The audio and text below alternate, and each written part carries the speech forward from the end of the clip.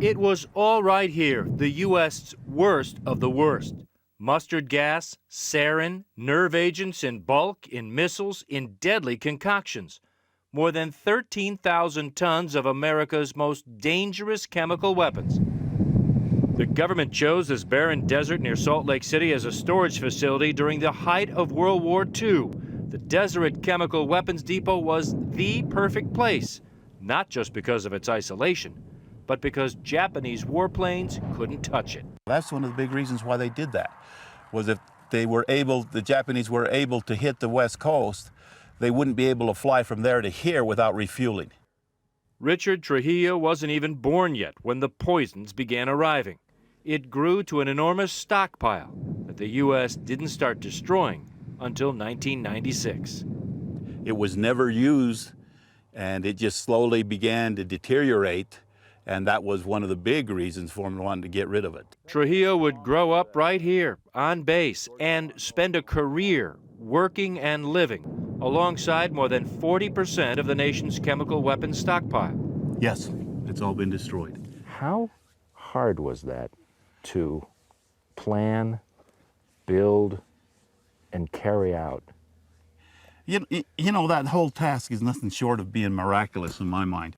The last of the depot's munitions were destroyed just last year, a process that took more than 16 years.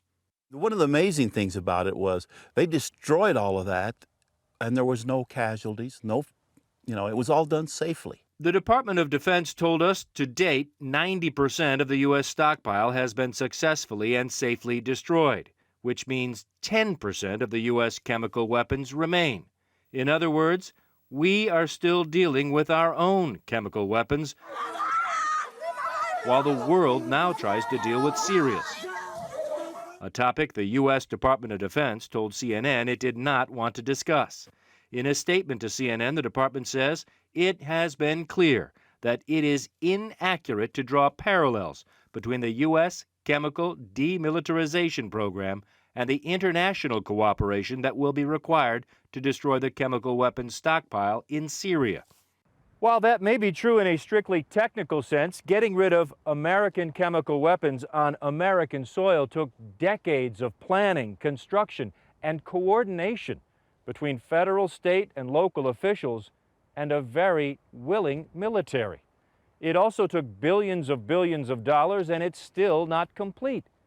So how likely is it anything similar to what happened here in Utah could take place in Syria, in a war zone under the guidance of a dictator who may not be as eager to get rid of his chemical weapons? Wade Matthews is Tooele County's emergency manager. We had a government that insisted that it be done safely and that the community was protected. Maximum protection, I think, was the phrase that was used. Maximum protection for the community when this was being destroyed.